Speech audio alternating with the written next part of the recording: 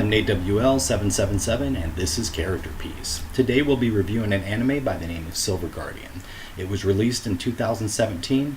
It's 12 episodes in the first season at 13 minutes long, 6 episodes in season 2 at 26 minutes long. I think there are more to come. That's all that's available now. It's an action drama. This revolves around the life of Saigen.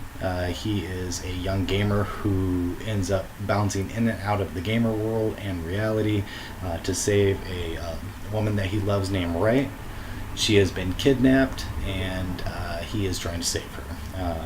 It's the basic gist of the anime. This is your typical fight boss, get on to the next level kind of thing. It actually worked pretty well in this anime. I think that sometimes it doesn't work for me. I see a lot of the in-game, out-of-game kind of stuff, or the in-game content, where people fall into this world, or they play like Sword Art Online and stuff like that. I think a lot of times I kind of miss that. It doesn't really work for me. But in this one, I actually really liked it. I thought it played well with the story. The animation overall is actually pretty good. There are times where it could be better. It's got some flaws in it. I think especially during the action scenes when there's a lot of fighting and a lot of things going on, you see really the best of the animation. They do a really good job of creating the character design, weapon design, when they're casting spells or they're doing their power moves, the way that all looks. I think that was all done extremely well. So from the action point of it, this is definitely very good. It kept my attention, which I don't always feel that way in action, kind of fight scene kind of animes. A lot of people like that. I sometimes aren't really into, so it worked for me pretty well. Especially I think the enemies in this one, I think they were very well designed, and I kind of felt them as a threat instead of in some where they're just bumbling idiots. These ones actually had character to them, so I thought that was pretty cool. The world design also, it helps you really kind of feel like you are in this kind of gamer world.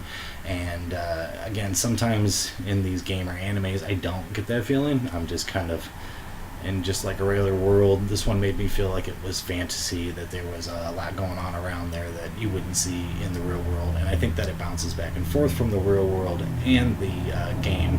I think that kind of helps its cause in that sense as well. The story is actually really good too. I really got sucked in. At points it's a little bit corny. There's a little bit of things that don't work and leave you going like what is that?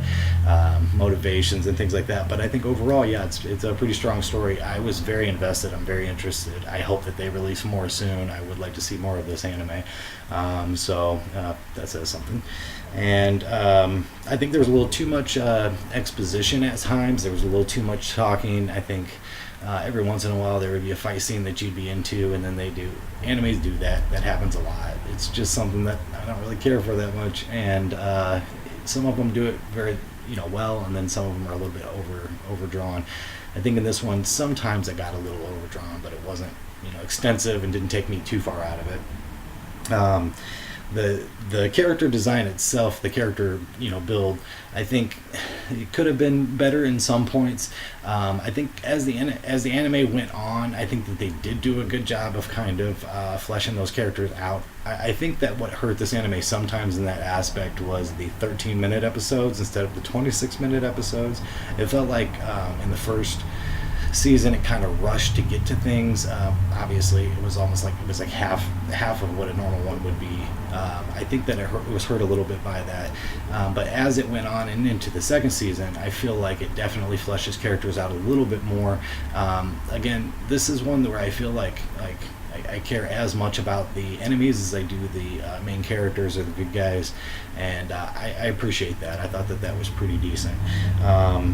Like some of the voiceover work worked and some of it didn't. Again, it's a little bit of corniness in it, but definitely not over the top. I would say overall it definitely worked. Again, the action in this is going to be the best thing that's in it. The fight scenes were fun because they do a good job of both the design and the character build with the enemies as well. I think that it really enhanced that battle for me. And then they do a really good job. That's the strongest bit of the animation is the action as well. So yeah, it looked good. It was very fun. This is even the weapons and stuff like that. The weapons looked really good. Like I said, I think they designed it extremely well, especially for the battle parts. This is again a little bit of a cleavage anime. It is not horribly or over the top, but there is a little bit of stuff in it. I would say maybe 13 years old.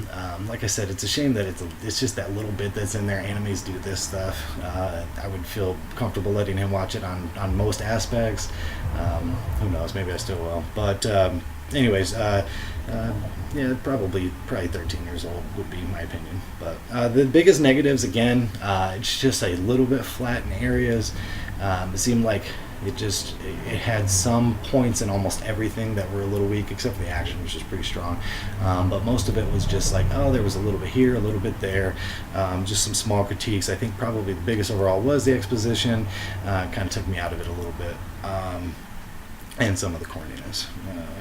My favorite character in this one is Collector. She is a bad guy, an enemy, and most of the time those are not things I like, or the characters that I like. I usually like the hero, but I just thought she was really cool. She's kind of a badass, She definitely is like quick to action. She's quick to jump in there and not talk too much. She was ready to get down to business. I wish I would have seen her more. I think again in the first season I saw her more. I was hoping throughout the second season to see her some more. I'm sure that that's to come. She seems like one of those characters that they're going to build up to be like one of the end things, or maybe like a twist with her character or whatever. I thought she was pretty cool though. She was very cool designed. I think I like her design the best, and usually I don't pick characters like that, but in these actions like this where there's just fighting going on and that's the main crux of it, then you can kind of shave off a little character development and go a little bit with the design, I think. And I thought she looked cool. So anyways, I feel like this was actually a solid. I'm going to rate this at an 8.3, and yes, I definitely would recommend this anime to people. Again, the action is the main point of it, so it's a lot more fun than it is deep. But yeah, I would say an 8.3. That's where I put this at. So as always, I leave a link below. You can get to it. Like I said, not fully finished. First season, second season is only 6 episodes in. So I'm looking forward to seeing some more of that. If you like what you heard in this review, like and subscribe. Comment below. Do you think that I made a higher or lower rating than it should, or discuss the characters? Do you like a different character than I liked? Do you like the same character? Did you think it was fun? Comment below and let me know your thoughts. Thanks.